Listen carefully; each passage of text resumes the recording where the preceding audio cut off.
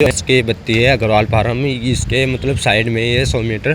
तो इसमें एक चीज़ बहुत ही अच्छी लगी, तो ऊपर लिख रखा है ऐप, और इधर साइड वाले सब अपार्टमेंट में अलग अलग लिख रखा है। जो भी बंदा नहीं आता है तो दिख जाता है। ये बहुत ही अच्छी चीज़ लिख रखी है मेरे लिए। तो अब मैं आ गया भाई साहब लिफ्ट में, और लिफ्ट का बटन दबा देता हूँ। ये 90 प्लेट पे है अभी, तो नीचे आने में कम से कम 2 या 3 मिनट लेगी। आप देख सकते हो अभी 3 फ्लोर पे, 2 पे और 1 पे आ गई, और नीचे आ गई पार्किंग में। तो खुल गया भाई साहब।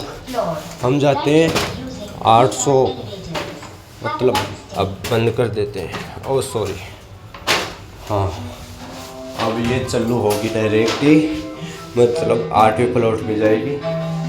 और आप देख सकते हो मेरे हाथ में है ब्लिंकिट का थैला वाला।